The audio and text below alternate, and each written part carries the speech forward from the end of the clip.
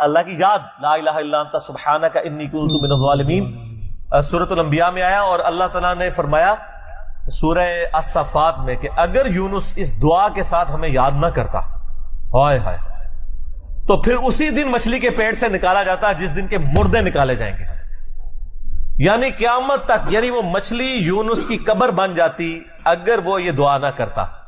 اس سے کئی رزلٹ نکلے۔ ایک تو رزلٹ یہ نکلا کہ یہ دعا اللہ کو اتنی محبوب ہے کہ وہ اللہ جس کا جلال اتنا ہے کہ وہ اپنے پیغمبر کو بھی کہہ رہا ہے کہ تو نے قیامت والے دن ہی نکلنا تھا، کہ مجھے اتنا غصہ ہے تیرے اوپر، گناہ کے اوپر نہیں، لغزش کے اوپر، وہ غصہ بھی ٹھنڈا ہو گیا۔ اس لیے میں کہتا ہوں سب سے بیسٹ استغفار جو آئے ہیں ان میں سے ایک لا الہ الا انت سبحانک انی کنت من الظالمین ہے، اور جامعہ ترمذی میں حدیث ہے جو شخص بھی یونس کی دعا کے ساتھ اللہ کی طرف متوجہ ہوا اللہ اسے محروم نہیں لوٹائے گا۔ یہ اسماء اعظم میں سے ہے، اور قرآن میں بھی ہے کذالک ننجی المؤمنین، مومنین کو بھی ہم نجات دیں گے جو یہ یونس کی طرح دعا مانگے گا۔ یہ تو قرآن میں بھی ذکر ہے۔ لا اچھا اس کی دیکھیں ترجمہ کتنا پیارا ہے، لا الہ الا انت، کوئی معبود نہیں سوائے تیرے، سبحانک، اللہ تو غلطیوں سے پاک ہے، انی کنت من الظالمین، میں تو انسان ہوں، غلطیاں کروں گا۔ یار اس سے بہتر انداز ہو سکتا ہے کہ یا اللہ تو غلطی اس لیے نہیں کرتا کہ تو پاک ہے، تو پاک تو صرف تو ہے، مخلوق تو اس لیول پہ پاک ہو ہی نہیں سکتی جی، اس لیے ورنہ تو ہم مخلوق کو بھی سبحان پیغمبروں کے ساتھ بھی لگا رہے ہوتے ہیں۔ انسان جتنا بھی پرفیکٹ ہو پاک نہیں ہو سکتا۔ انبیاء کو اللہ نے گناہوں سے پاک کیا ہے، لغزشیں ان سے بھی ہوئی ہیں، حضرت آدم علیہ السلام سے لغزش ہوئی ہے، نوح علیہ السلام نے کافر بیٹے کے لیے دعا کی ہے، موسیٰ علیہ السلام سے بندہ مر گیا ہے، نبی علیہ السلام کی 4 لغزشیں قرآن میں ذکر ہوئی ہیں، غزوہ احد پہ بددعا نکل گئی تھی زبان سے، تو وہ سورہ آل عمران میں آیا کہ آپ کو کوئی اختیار نہیں ہے، آپ نے بددعا دی ہے، اللہ چاہے تو ان کو ہدایت دے، اور پھر اسی خالد ابن ولید کو ہدایت بھی مل گئی، اور اسی مبارک زبان سے جس سے بددعا ملی تھی سیف اللہ کا لقب بھی مل گیا۔ ٹھیک ہے، یہ سر اللہ کے اختیار ہے، پرفیکٹ صرف گاڈ ہے، اس کی کوئی مخلوق بھی پرفیکشن میں اس لیول پہ نہیں جا سکتی۔ مخلوق کی، یہ اللہ کا نقص نہیں ہے بلکہ مخلوق کا نقص ہے کہ جو مخلوق ہوگا نا وہ پرفیکٹ نہیں ہو سکتا۔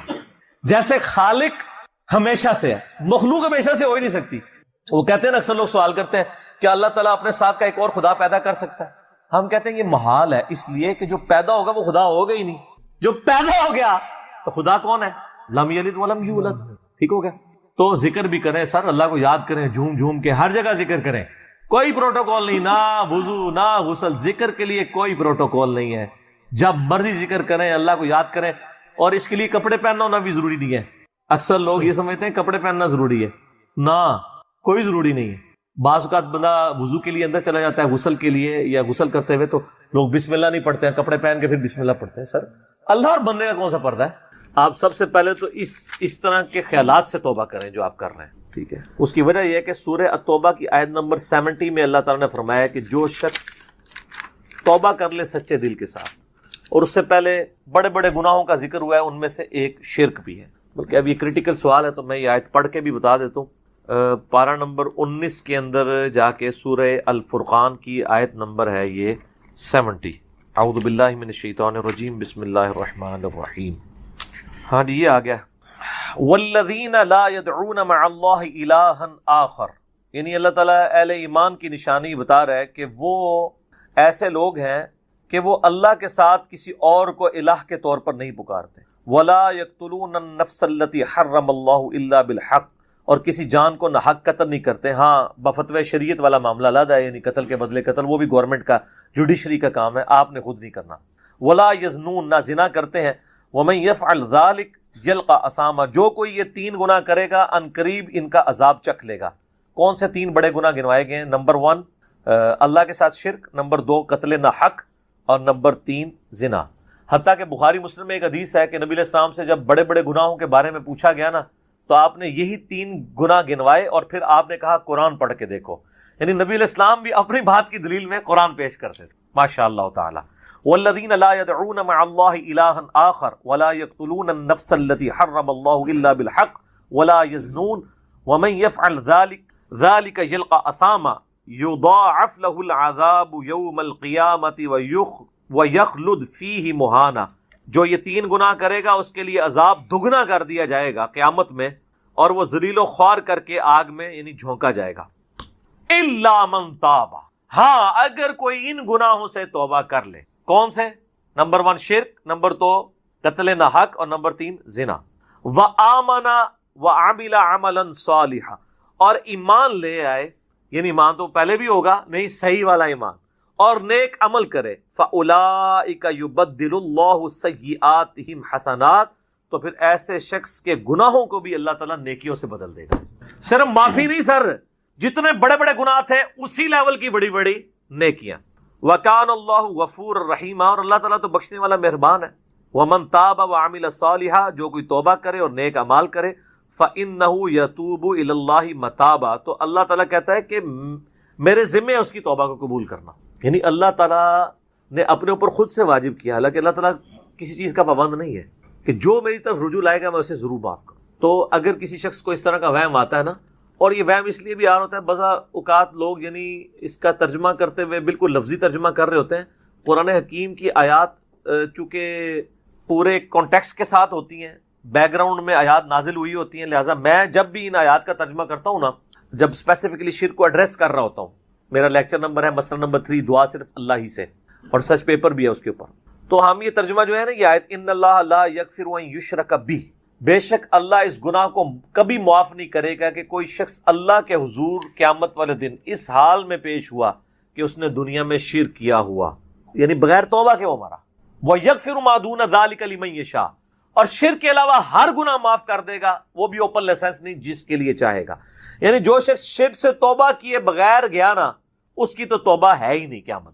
ہاں دنیا میں کر گیا وہ معاملہ علیحدہ ہے، قیامت میں اللہ سے اس حال میں ملا کہ اس نے دنیا میں شرک کیا ہوا اور توبہ نہیں کی، تو اللہ تعالیٰ اس کا گناہ معاف نہیں کرتا. وَمَن يُشْرِكْ بِاللَّهِ فَقَدْ ضَلَّ ضَلَالًا بَعِيدًا، جو کوئی شرک کرتا ہے وہ گمراہی میں دور جا پڑا.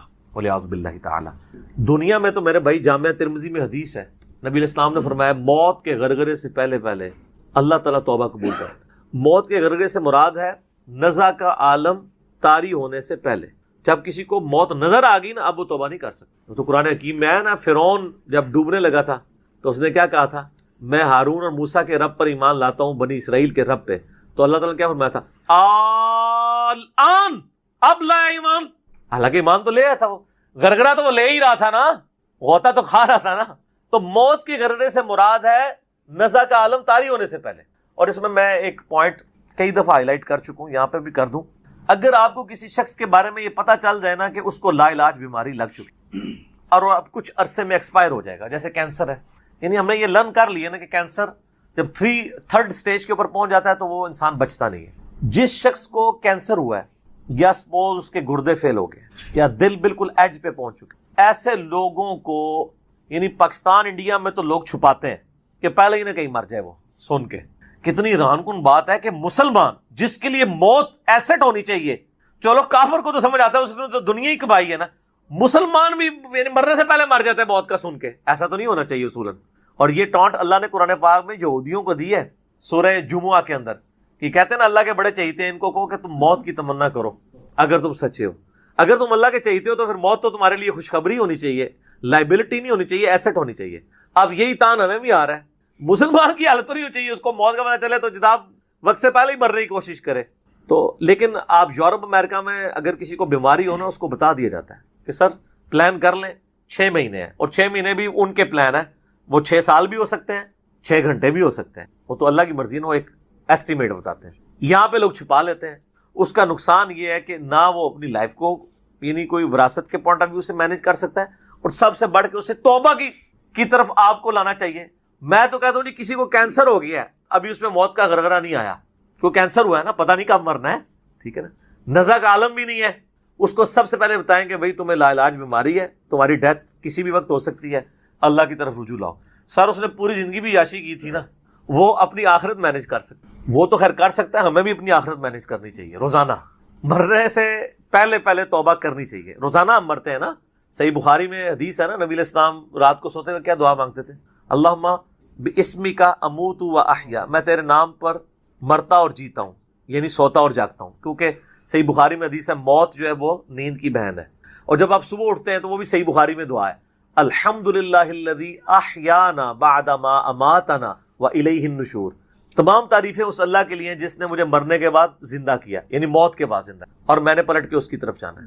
تو رات کو سونے سے پہلے توبہ کریں، اور سب سے بیسٹ توبہ تو وہ بخاری مسلم میں حدیث ہے، جس نے رات میں سورۃ البقرہ کی آخری 2 آیات پڑھ لی اسے ہر چیز سے کفایت کر جائیں گی۔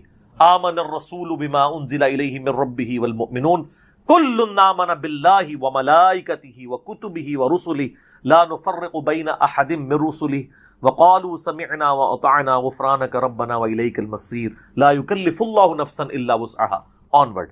اس میں تجدید ایمان بھی ہے، اللہ پر ایمان، کتابوں پر، فرشتوں پر، اس کے بعد دعائیں ہیں، ربنا لا تؤاخذنا ان نسینا واخطانا، اس کے اندر توبہ شامل ہے۔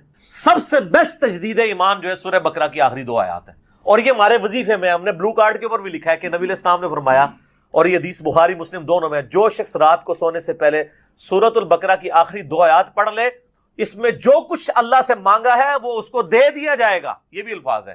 تو اس میں کیا کچھ مانگا ہوا ہے؟ تو تجدید ایمان۔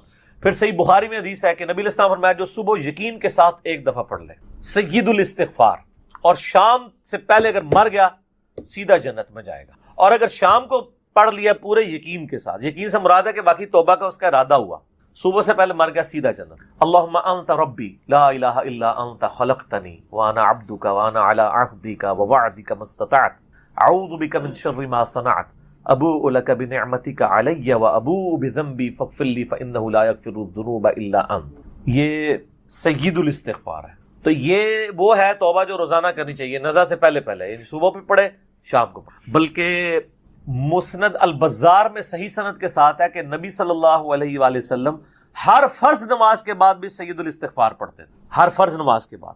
ایک تو ہم پڑھتے ہیں نا اللہ اکبر استغفر اللہ استغفر اللہ استغفر اللہ اللہم انت السلام ومنک السلام تبارک یا ذا الجلال والاکرام۔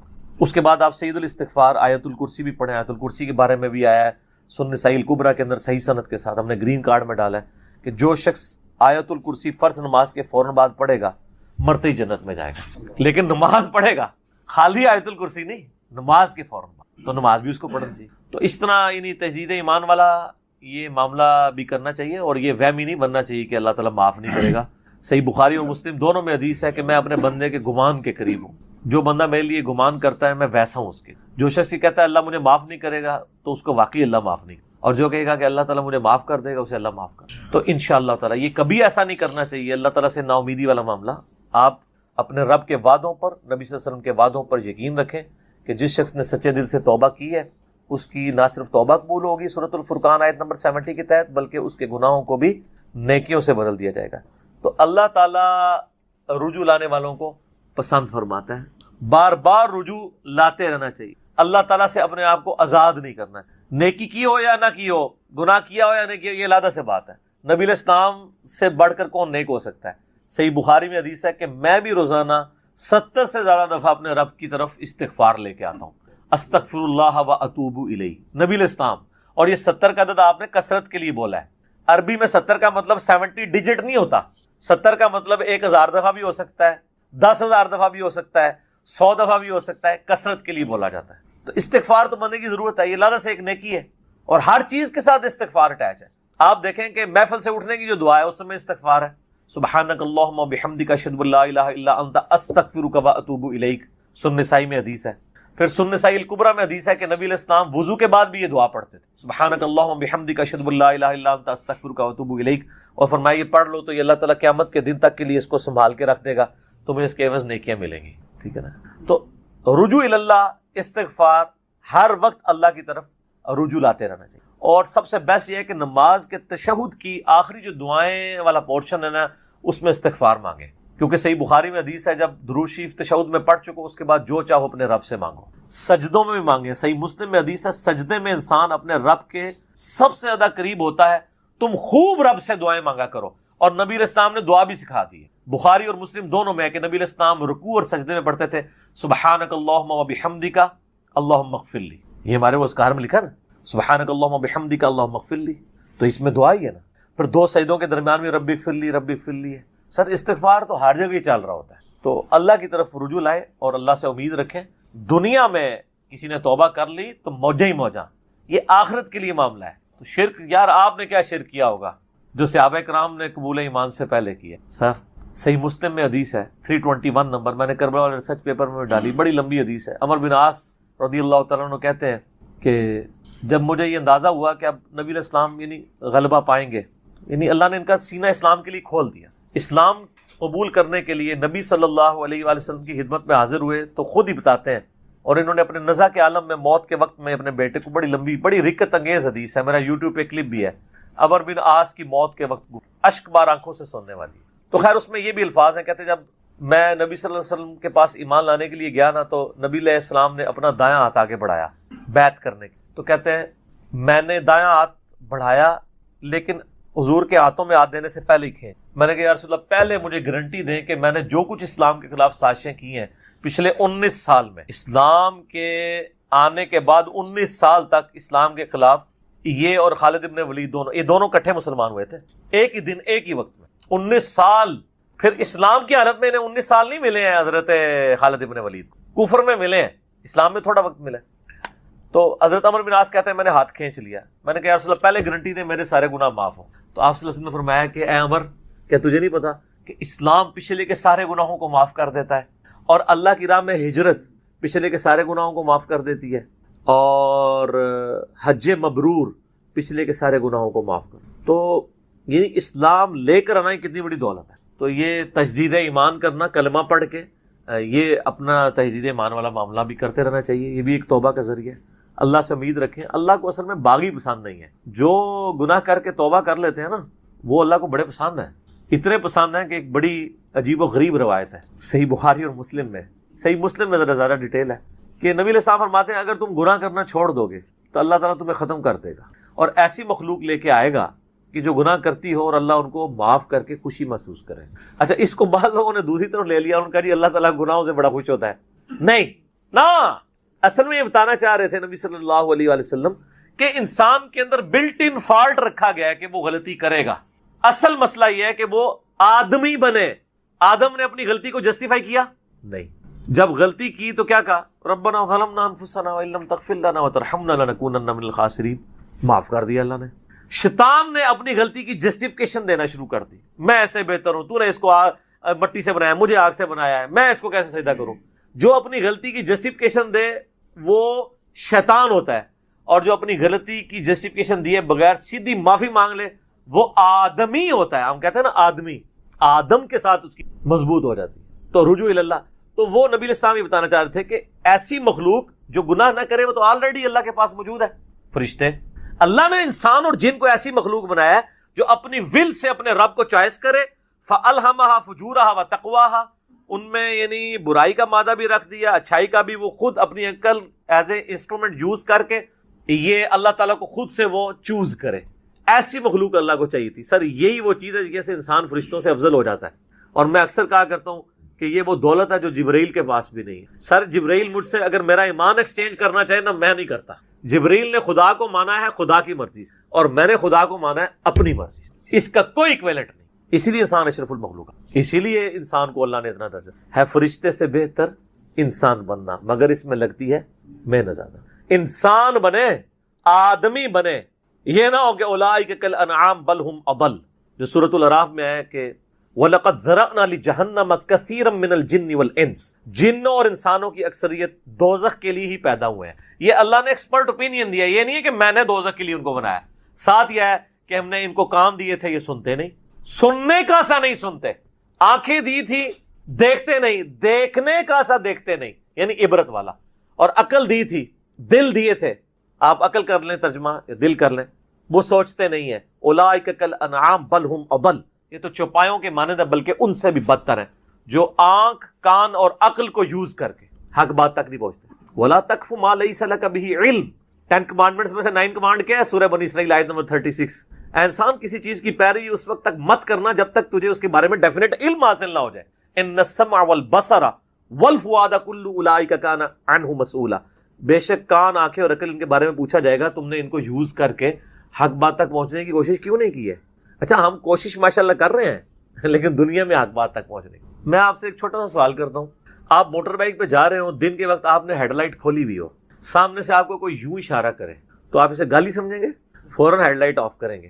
لیکن معذرت کے ساتھ آپ کوئی دینی غلطی کر رہے ہوں اور آپ کو کوئی ہائی لائٹ کرے تو آپ اس دینی غلطی کے ہائی لائٹ ہونے کو اسی اشاری کی طرح سمجھیں گے یا آگے سے اس کو پڑھ دیں گے؟ جہاں تو یہی ہوتا ہے، پڑھ دیتے ہیں. اسی لیے لوگ اکثر لوگ بتانا ہی چھوڑ گئے ہیں. وہ کہتے ہیں یار کہ دسیے کتنے بوڑھے ہو چکے ہیں، وضو کرنے کا طریقہ نہیں، یہاں تک صرف بازو اوپر کیا ہوتا ہے، ان کو پتہ نہیں کہ کون سمیت دھونا ہے.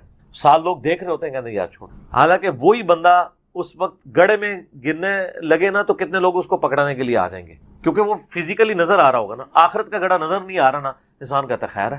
یہی ہمدردی ہماری آخرت کے پوائنٹ آف ویو سے بھی ہونی، اور یہی حوصلہ ہمیں سننے کے اعتبار سے بھی ہونا چاہیے. میں اکثر کہتا ہوں کہ دنیا میں اگر آپ کو کوئی گالی دے کے بھی آپ کے دنیا کے نفع کی کوئی بات کرے نا، فلانا ٹینگیا تو اتنے بیٹھے ہیں، ادھر تو اناؤنسمنٹ ہوئی ہے کہ جناب جو اپنا شناختی کارڈ لے کے آ جائے تو اس کو راشن فری مل رہا ہے، تو آپ کو اس دوست کی گالی یاد آئے گی کہ یار بڑی مہربانی، بعد میں بھی آ کے بھی شکریہ ادا کریں گے. لیکن وہی دوست آپ کو پیار محبت سے بات سمجھائے کہ یار یہ تم غلط کر رہے ہو، آپ اس کو کتے کی طرح پڑ جاتے ہیں. اور کوئی نہیں تو کہتے ہیں اس کو تمیز ہی نہیں بات کرنے کی. دنیاوی طور پہ وہ گالی نکال کے بھی دنیاوی فائدے کی بات کرے تو آپ تمیز کو نہیں دیکھتے، اور آپ کے آخرت کے فائدے کی بات وہ لجاجت سے بھی کرے تو آپ کہتے ہیں تمیز سے نہیں بات کر رہا. اصل میں آپ نے خود کبوتر کی طرح آنکھیں بند کی ہوئی ہیں، بلی کو غائب کرنا چاہتے ہیں لیکن بلی غائب نہیں ہوگی، تھوڑی دیر بعد آپ کی گردن مروڑ لے. بولے اعوذ باللہ تعالیٰ. یعنی یہ ایک انسان کے اوپر ایک موت کی تلوار تو لٹک رہی ہے نا. ٹھیک ہو گیا تو ان کو کہ بے فکر ہے، توبہ قبول ہے انشاءاللہ تعالی. اگلا سوال، کیا فرض نماز کے بعد 3 بار استغفر اللہ کے بعد ایک دفعہ سید الاستغفار بھی پڑھ سکتے ہیں؟ یہ بدعت تو شمار نہیں ہوگا. نہیں، کوئی بدعت نہیں ہوگا. صحیح مسلم میں حدیث ہے کہ نبی علیہ السلام فرض نماز کے بعد 3 دفعہ استغفر اللہ پڑھتے تھے اور پھر ایک دفعہ پڑھتے تھے اللہم انت السلام ومنک السلام تبارکت یا ذا الجلال والاکرام.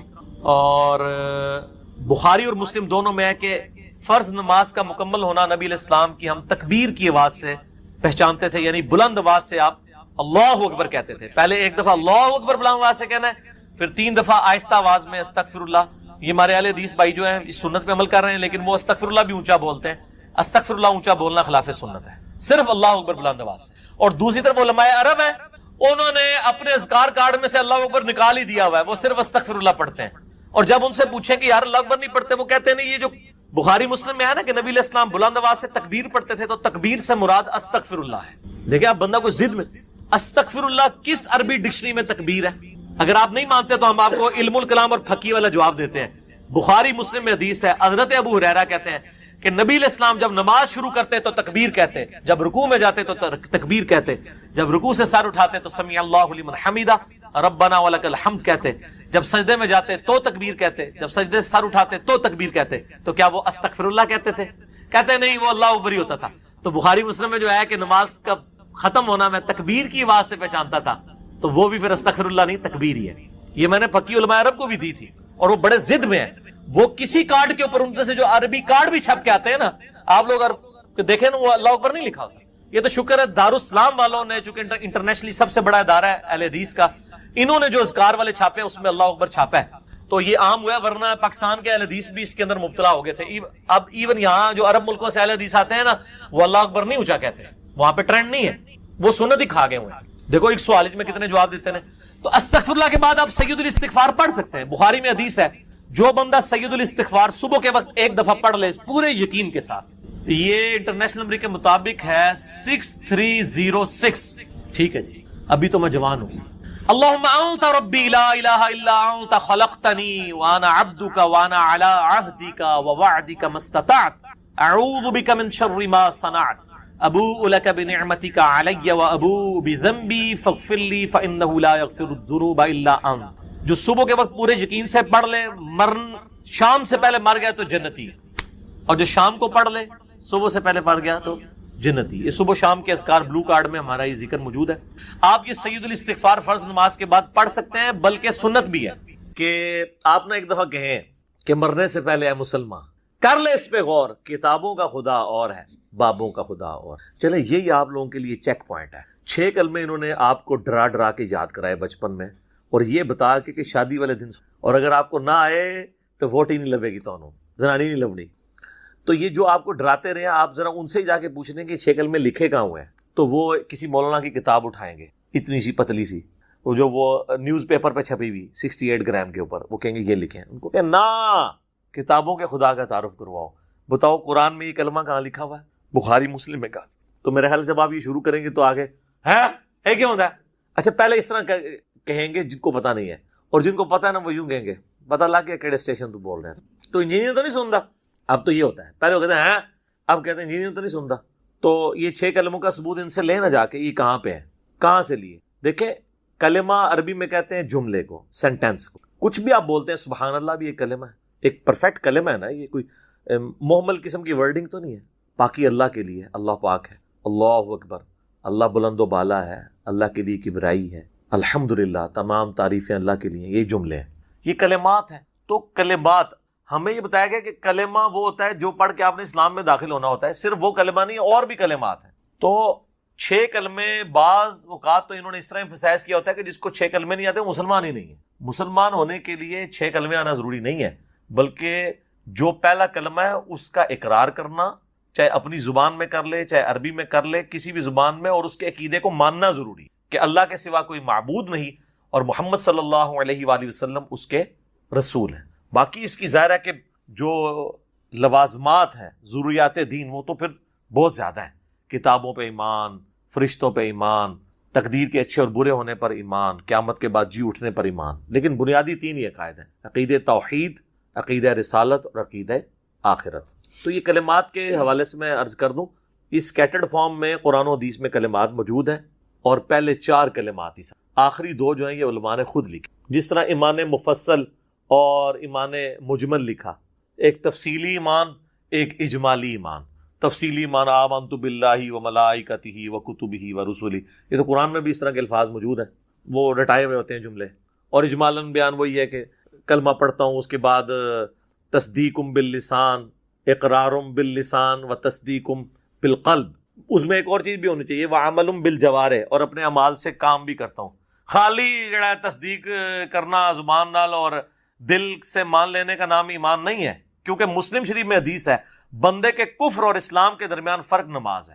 246 نمبر حدیث ہے صحیح مسلم. اور سورہ روم میں آیا وَأَقِيمُوا الصَّلَاةَ وَلَا تَكُونُوا مِنَ الْمُشْرِكِينَ, نماز کو قائم رکھنا اور مشرکوں میں سے نہ ہونا. تو انہوں نے اعمال کو نکال ہی دیا, اس لیے لوگ نماز پڑھنا بھی چھوڑ گئے. انہوں نے کہا ہاں اقرارم باللسان و تصدیقم بالقلب, وہ کہتے ہیں بالکل میں زبانی مننا وا, میں مسلمان ہاں تو دلوں مننا وا, اور میں کرنا کرانا کچھ نہیں تھے. تو یہ 3 چیزیں ہونی چاہیے تھی. اس لیے امام بخاری نے صحیح بخاری میں باقاعدہ ان کے اوپر رد کیا کہ تم نے ادھورا دین پیش کیا. یہ 3 چیزوں کا نام ہے. عملم بالجوارح بھی ہے, اعمال جو ہے وہ ایمان کا حصہ ہے. اعمال نہیں ہوں گے تو آپ کا ایمان تو پھر وہ ایسا یعنی انجن ہے جو خراب ہو چکا ہے, جس کو آپ پینٹ کر کے تو آپ سٹارٹ کرنا چاہتے ہیں تو وہ تو نہیں ہوگا سٹارٹ, آپ جو مرضی کر لیں اس کو. تو ایمان مفصل اور ایمان مجمل یہ بھی یعنی اس طرح کے سلوگنز ہیں. اس میں جو مضمون بیان ہوا ہے وہ ٹھیک ہے آلموسٹ, چند ایک چیزیں میں نے جو بتا دی اس میں کمزوری ہیں وہ ہائی لائٹ کر دی ہیں. باقی جو کلمات ہیں اگر آپ دیکھیں تو آپ نے اکثر سنا ہوگا جب آپ قرآن و حدیث کی بات کریں نا تو کئی لوگ فخریہ کہتے ہیں جی وہ جی قرآن حدیث سے پہلا کلمہ ہی کو نہیں موجود, یہ بتانے کے لیے ہمارے بابوں نے بتایا. نہ, بابوں نے کہاں سے بتایا تھا؟ بابوں کے ماننے والوں کو اب ہم بتا رہے ہیں کہ کتابوں میں کیا لکھا ہوا ہے, تو بابوں نے کتابیں پڑھی ہوتی تو ان کو کلمہ مل جاتا. بھائی قرآن میں پہلا کلمہ موجود ہے, ہاں اکٹھا نہیں ہے, اسکیٹرڈ فارم میں, تو اس میں کوئی حرج نہیں ہے. قرآن میں حج کے حوالے سے بھی اسکیٹرڈ آیات ہیں, ہو سکتی ہیں, نماز کے حوالے سے اسکیٹرڈ آیات ہیں, زکوٰۃ کے حوالے سے اسکیٹرڈ آیات ہیں, کوئی فرق نہیں. لیکن کیا قرآن حکیم میں لا الہ الا اللہ موجود نہیں ہے؟ قرآن حکیم میں کئی مقامات میں موجود ہے. ٹاپ آف دا لسٹ وہ موقع ہے سورہ الصافات کی آیت نمبر 35 کہ جب انہیں کہا جاتا ہے لا الہ الا اللہ کہو تو یہ تکبر کرنا شروع کر دیتے ہیں. تو لا الہ الا اللہ موجود ہے. اور جو سورہ فتح کی آخری آیت ہے, اردو میں ہم فتح کہہ لیتے ہیں, یہ فتح ہے, ہاں پہ وقف ہوگا. 29 نمبر آیت محمد الرسول اللہ والذین معہ اشداء علی الکفار اللہم صلی علی محمد وعلی آلہ واصحابہ اجمعین الی یوم الدین. محمد اللہ کے رسول ہے اور ان کے اصحاب جو ہیں کافروں پر سخت ہیں, آپس میں نرم دل ہیں, اور ان کی جو شانیں ہیں وہ تو اللہ نے تورات اور انجیل میں بیان کی, کمال آیات ہیں. تو اس کے سٹارٹ میں محمد الرسول اللہ آتا ہے, تو پہلا کلمہ تو قرآن میں موجود ہے. یہ کہتے ہیں کہاں لکھا ہوا ہے؟ قرآن میں لکھا ہوا ہے جی. سورہ الصافات کی آیت نمبر 35 میں لا الہ الا اللہ ہے, اور سورہ الفتح پارہ نمبر 26 میں آخری آیت ہے اس کی, سورہ الفتح کی آیت نمبر 29 محمد الرسول اللہ. لو جی ہو گیا. بخاری مسلم میں بھی لکھا ہوا ہے, اور شرم کا مقام ہے مسلم کی پہلی حدیث میں کلمہ لکھا. پہلی حدیث بھی نہیں پڑھی سر. 92 روایتیں تو ہیں مقدمے کی, جس میں میں نے مقدمہ پورا کور بھی کروایا. 93 نمبر روایت جو ہے نا مسلم کی حدیث, وہ اصل میں پہلی حدیث ہے مسلم کی، مقدمے کو چھوڑ کے کتاب الایمان میں حدیث جبرائیل جسے کہتے ہیں، بڑی ڈیٹیل حدیث جو حضرت جبرائیل علیہ السلام انسانی شکل میں آ کے حضور علیہ السلام کے سامنے بیٹھ کے سوالات کرتے ہیں، اور چونکہ اس زمانے میں علم غیب نہیں ہوتا تھا، صحابہ کو پتہ ہی نہیں چلا یہ جبرائیل۔ جب وہ چلے گئے تو نبی علیہ السلام نے بتایا، او جی بڑے سے بڑا بزرگ ہونا، ایک صحابی کے گھوڑے کے قدموں میں جو خاک لگتی ہے وہ اڑ کے اس کے جو ناک میں بیٹھتی ہے نا، وہ غوث کتب ابدال اس کو نہیں پہنچ سکتا۔ اچھا جی، تو صحابہ کو یہ کیوں نہیں پتا چلا کہ یہ جبرائیل آیا تھا؟ اور بابوں کو پتا چل جاتا ہے، حالانکہ بابوں کی تو اوقات جو ہے وہ گھوڑے کے سم کی دھول والی بھی نہیں ہے۔ کہانیاں، جھوٹ، فراڈ، کوڑ، ٹھیک ہے عثمان بھائی، کوڑ، سب کچھ ہی فراڈ دسے ہے۔ اچھا یہ جو مسلم کی حدیث ہے نا، یہ بخاری میں بھی موجود ہے کتاب الایمان میں 8 نمبر پہ، کہ نبی علیہ السلام نے فرمایا اسلام کی بنیاد 5 چیز۔ صحیح مسلم میں تو ڈیٹیل ہے 93، بخاری میں 08۔ اسلام کی بنیاد 5 چیز، یہ کہ تم گواہی دو اس بات کی کہ لا الہ الا اللہ وان محمد رسول اللہ۔ وہ کہتے ہیں انا آ گیا بچ، او انیا، یہ تیرے والا نہیں ہے انا، یہ عربی والا انا ہے، یہ انا ہے، اور یہ کہ، تو وہ یہ کہ یہ بھی کہو ساتھ۔ کہتے نہیں وہ کلمے تو محمد رسول اللہ اے تے آیا ہے، محمد رسول اللہ، او انیا او انا دی وجہ نال آیا ہے، کیونکہ انا جب ہوتا ہے نا تو یہ عربی کا قاعدہ ہے۔ ویسے تو ہر لفظ حالت رفع میں ہوتا ہے، حالت رفع یہ ہے کہ پیش کے ساتھ۔ اصل لفظ کیا ہے؟ محمدن، اللہ کا بھی نام ہے، اللہ تو وقف کر کے نا لفظ ہے اللہ، ہاں پہ پیش، ہر چیز حالت رفع میں ہوتا۔ تو نام کیا ہے نبی صلی اللہ علیہ وآلہ وسلم کا؟ محمدن۔ لیکن ان کی اعرابی حالت بدل جاتی ہے پریپوزیشنز کے اعتبار سے۔ اگر پیچھے آ جائے کوئی حروف جر میں سے، جیسے الا ہے، تو یہ جو حالت رفع ہے نا وہ زیر کے اندر کنورٹ ہو جاتی ہے۔ اس لیے آپ دروشی میں کیا پڑھتے ہیں؟ اللہم صلی علی محمدن، حالانکہ لفظ ہے محمدن، وہ الا کی وجہ سے دن ہو گیا۔ لفظ ہے رسول اللہ، لیکن جب ہم یا لگاتے ہیں تو کیا بنتا ہے؟ یا رسول اللہ، یا کی وجہ سے وہ پیش زبر میں کنورٹ ہو، تو محمدن بن جاتا ہے محمدن الا کی وجہ سے، اور محمدن بن جاتا ہے انا کی وجہ سے۔ اور جو ہم ویسے کلمہ پڑھ رہے ہوتے ہیں اس میں چونکہ انا نہیں ہوتا، اس لیے ہم پڑھتے ہیں لا الہ الا اللہ محمد الرسول اللہ۔ وہاں محمدن نہیں رہتا ہے، دور تو بن جاتا ہے نا، کیونکہ تنوین ہے، اس کے بعد را آ گیا، را جو ہے وہ ادغام والے حروف میں سے تو مدغم ہو جاتی ہے تنوین کی وجہ سے۔ یہ ٹیکنیکل باتیں ہیں، آپ نا تجوید تھوڑی سی سیکھ لیں۔ میرے بارے میں سے علماء کہتے ہیں تو ناظرہ بھی نہیں قرآن پڑھ سکتے، حالانکہ کئی علماء جو تجوید ہم سے سیکھتے ہیں اللہ کے فضل سے۔ تو آپ نا میرا ایک یوٹیوب کے اوپر جو تجوید آپ کو 3 سال تک ذلیل کر کے ڈگری دیتے ہیں نا، میں نے 90 منٹ کے اندر ساری پڑھا دی ہے۔ 200 مسئلے آپ لکھ لیں قرآن کی عربی تجوید، انجینئر محمد علی مرزا، تو ٹاپ پہ کھل جائے گا۔ لاکھوں لوگوں نے، بہت پہلے میں نے دیکھا تھا 5 لاکھ سے زیادہ، 500,000 سے زیادہ کراس کر چکا تھا، تو 6-7 لاکھ تک ہو چکا ہوگا۔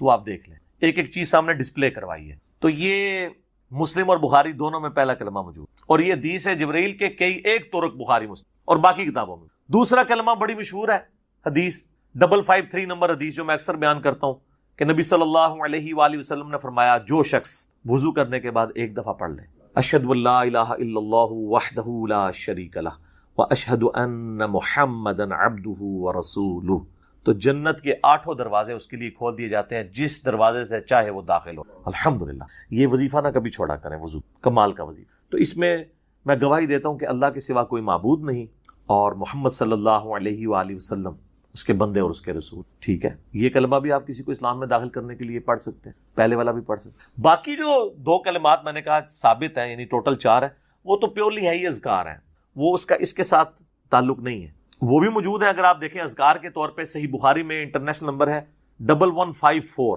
جس میں نبی علیہ السلام فرمایا جو شخص رات کے وقت اٹھ کے نا، اس کی جب بھی آنکھ کھلے ایک دفعہ پڑھ لیں، یہ وظیفہ آج لے لیں، یہ مشکل نہیں ہے، ایک دفعہ پڑھ لیں لا الہ الا اللہ وحدہ لا شریک لہ لہ الملک ولہ الحمد وہو علی کل شیء قدیر سبحان اللہ والحمد للہ ولا الہ الا اللہ واللہ اکبر ولا حول ولا قوۃ الا باللہ، یہ پڑھ لیں اور اس کے بعد دعا مانگ لیں۔ اور نبی علیہ السلام نے فرمایا اس کے بعد اگر یہ بھی کہہ لینا اللہم اغفر لی اللہم اغفر لی، اللہ اس کی دعا قبول، جب بھی آنکھ کھلے تو یہ پڑھ لیں۔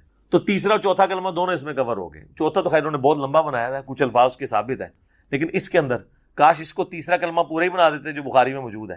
اچھا جی، اس کا ایک جو طریق ہے نا وہ سنن ابن ماجہ کے اندر بھی ہے، اسی حدیث کا انٹرنیشنل نمبر کے مطابق 3878، اس میں ساتھ آیا ولا حول ولا قوت الا باللہ العلی العظیم بھی آیا، اور تیسرا کلمہ انہوں نے یہ بنایا ہوا نا، سبحان اللہ والحمد للہ ولا الہ الا اللہ واللہ اکبر ولا حول ولا قوۃ الا باللہ العلی العظیم. تو یہ بخاری میں بھی ہے اور ابن ماجہ میں بھی. اور مسلم شریف میں تو حدیث ہے نا کہ نبی علیہ السلام نے فرمایا مجھے 4 کلمات کہنا ہر اس چیز سے بڑھ کر محبوب ہے جن پہ سورج طلوع ہوتا ہے. دنیا اور دنیا کے اندر جو کچھ ہے اس سے بڑھ کر مجھے محبوب ہیں یہ 4 کلمات. اور مسلم شریف میں ایک اور حدیث ہے کہ اللہ کو سب سے زیادہ محبوب ہیں یہ 4 کلمات، سبحان اللہ والحمد للہ ولا الہ الا اللہ واللہ اکبر. باقی ولا حول ولا قوت الا باللہ تو بخاری میں اور ابن ماجہ میں آ گیا. اس میں لادہ سے بخاری مسلم میں حدیث ہیں کہ جنت کے خزانوں میں سے ایک خزانہ مجھے اللہ نے دیا ہے، لا حول ولا قوت الا باللہ. نہیں ہے طاقت نیکی کرنے کی اور نہ ہے ہمت گناہ سے بچنے کی مگر اس کی توفیق سے. یہ تو اتنا بڑا اسم اعظم ہے. میرا بلکہ ایک کلپ ریکارڈ ہوا ہے ماشاءاللہ، میں نے وہ بڑے پیشن سے ریکارڈ کروایا تھا کہ سب سے بہترین وظیفہ، سب سے آسان اور سب سے زیادہ وظائف والا، جو یعنی فضائل والا، جو نبی علیہ السلام نے سیدنا علی کی بہن کو تعلیم کیا تھا، بڑی بہن کو، ام ہانی کو. سنن نسائی الکبریٰ میں حدیث موجود ہے، سبحان اللہ والحمد للہ ولا الہ الا اللہ واللہ اکبر. یعنی یہ جو کلمات ہیں 4 کلمات 100 دفعہ پڑھنے والا. تو اس وقت ریکارڈ ہوا تو 25-30 ہزار لوگوں نے دیکھا. مجھے بڑا دکھ ہوا، یار میں نے اتنی محبت سے یہ ریکارڈ کرایا ہے. ماشاءاللہ وہ 2 لاکھ کراس کرنے والا ہے یوٹیوب کے اوپر. وہ کلک کر گیا لوگوں کو. آپ جا کے لکھیں سب سے بہترین وظیفہ کرنے کے لیے، اور کوئی وظیفہ بھی نہ ہو، یہ اکٹھا بھی پڑھ سکتے ہیں علیحدہ علیحدہ کر کے بھی. اس میں نے اس کے فضائل میں کئی اور حدیثیں بتائی ہیں. ترمذی ابو داؤد میں جو صراط و تسبیح والی حدیث ہے اس میں بھی یہی کلمات آتے ہیں. تو یہ تیسرا اور چوتھا کلمہ بھی اس اعتبار سے ثابت ہے. البتہ جو چوتھے کلمے میں یہ پڑھتے ہیں نا، جو یحیی و یمیت بیدہ الخیر وہو حی لا یموت ابدا ابدا ذو الجلال والاکرام. ایک حدیث ہے جامع ترمذی میں بازار میں جانے کی جو دعا ہے، اس میں الفاظ موجود ہیں. ابدا ابدا تو نہیں موجود ہے، بیدہ الخیر یحیی و یمیت وہو حی لا یموت، لیکن وہ روایت کمزور ہے. البانی صاحب نے اسے ضعیف جمع ضعیف کا فارمولہ لگا کے حسن درجے تک پہنچایا، لیکن وہ روایت کمزور ہے. البتہ چونکہ کمزور روایت ہے، وظیفے کے طور پہ وہ کرنا چاہتا ہے ضرور کریں، ہمیں کوئی اعتراض نہیں ہے. لیکن جامعہ ترمذی میں ایک حدیث موجود ہے جس میں آپ کو یہ چوتھا کلمہ ڈیٹیل کے ساتھ مل جائے گا، جو مسند احمد میں موجود ہے. ترمذی میں 3474 جو ہمارے اذکار کارڈ کے اوپر لکھی، گرین کارڈ پہ اس لیے کہ یہ فجر اور مغرب کے بعد آپ نے سلام پھیرنے کے بعد اپنا پاؤں بدلنے سے پہلے اسی حالت میں پڑھنا ہے 10 دفعہ. تو 10 غلام آزاد کرنے کا ثواب ملے گا، اور دن اور رات میں ہر چیز کے اگینسٹ اللہ تعالیٰ آپ کی حفاظت کرے گا. لا الہ الا اللہ وحدہ لا شریک لہ لہ الملک ولہ الحمد بیدہ الخیر یحیی و یمیت وہو علی کل شیء قدیر. تو یہ چوتھے کلمہ، ویسے تو بخاری مسلم میں حدیث ہے صرف اتنا ہی، لا الہ الا اللہ وحدہ لا شریک لہ لہ الملک ولہ الحمد وہو علی کل شیء قدیر. کوئی 100 دفعہ پڑھ لے تو نبی علیہ السلام نے فرمایا قیامت والے دن کوئی شخص اس سے بڑھ کے عمل نہیں لا سکتا سوائے اس شخص کے جس نے یہی کلمہ اس سے زیادہ پڑھ لیا ہو. یہ پڑھو گے تو تمہیں 10 غلام آزاد کرنے کا ثواب ملے گا، اور پھر کتنی نیکیوں کا اور کیا کیا بشارتیں ہیں اس کے اندر موجود. تو وہ آج میرا وہ ٹاپک نہیں ہے، آپ دیکھ سکتے ہیں میں نے سنت اذکار کے اوپر جو مسئلہ نمبر 111 ABC 3 ریکارڈ کروائے ہیں. اس میں نے صبح شام کے جو ہمارے جو اذکار کارڈ ہے نا، بلو کارڈ اور گرین کارڈ، یہ آخرت کے بلو کارڈ اور گرین کارڈ، یہ جو آخرت کا بلو کارڈ ہے وہ ہے صبح شام کے سنت اذکار. آپ کا ویسے بلو کارڈ جو ہے نا وہ یورپین یونین کا جو ورک پرمٹ ہے اس کو بلو کارڈ کہتے ہیں، اور آخرت کا گرین کارڈ ہے ہمارا صبح و شام فرض نماز کے بعد سنت اذکار. جو آپ کا دنیا کا گرین کارڈ جو ہے وہ امریکہ کی نیشنلٹی ہے. تو یہ آپ ڈاؤن لوڈ کریں فری، اہل سنت پاک .com سے پروفیشنل PDF ہے، ایپ بھی اس کی بنی ہوئی ہے. ہماری ڈاک میں بھی آپ منگوا سکتے ہیں، رابطہ کر کے صبح 9 سے لے کے شام 5 بجے تک کال کر سکتے ہیں. +92 پاکستان سے کریں گے تو 032159000162 ہمارا نمبر ہے. تو یہ اذکار کارڈ، بلکہ میں نے یہ بلو کارڈ کو پھر مختصر کر کے ایک اورنج کارڈ بھی، جادو ٹونا وبائی امراض اور قدرتی حادثات سے بچنے کے 5 وظائف جو بلو کارڈ کے صبح شام کے اذکار میں سے میں نے 5 نکالے تھے، وہ بھی یہ علیحدہ سے ہے. یہ ساری چیزیں آپ منگوا سکتے ہیں اور فری آپ ڈاؤن لوڈ کر سکتے ہیں. اب تو PDF کا دور ہے تو وہ آپ کریں. تو یہ پہلے 4 کلمات تو ثابت ہیں، آخری 2 جو ہیں وہ علماء نے مل بیٹھ کے کوئی لکھا ہے، جس طرح انہوں نے وہ طواف کی دعائیں لکھ دی ہیں. اندازہ کریں اتنی لمبی لمبی دعائیں طواف کی لکھی ہوئی ہیں، اور لوگ بیچارے کتابیں لے کے وہ پڑھ رہے ہوتے ہیں، ان کو یہ پتہ ہی نہیں وہ پڑھ رہے بھی کیا ہیں. طواف کی صرف ایک دعا ہے جو سنن ابی داؤد میں آئی ہے، رکن یمانی سے حجر اسود کے دوران وہ جو مستجاب دیوار سے گزرتے ہوئے پڑھنی ہے، ربنا آتنا فی الدنیا حسنہ وفی الآخرۃ حسنہ وقنا عذاب النار. باقی جو مرضی آپ پڑھتے رہے، وہ انہوں نے اتنی لمبی لمبی چکروں کی دعائیں ہیں، اور لوگ بےچارے وہ کوشش کر رہے ہوتے، چکر کبھی سلو بھی کر دیتے ہیں کہ موقع نہیں میری دعا، وہ ثابت ہی نہیں ہے. تو اس لیے وہ ہمارے ایک پیر صاحب فوت ہو گئے نا، وہ کہتے تھے کہ مجھے ایک بندہ طواف کعبہ میں ملا، وہ کہتا میں نے دعاواں نہیں آتی ہیں، تو میں کہ وہابیوں نو گالاں کاٹ لیا کر کہ اگر تجھے دعائیں نہیں آتی طواف کعبہ کی، تو انہوں نے کہا کہ آپ نا وہابیوں کو جن کے پیچھے یہاں پہ نماز پڑھ رہے ہو اور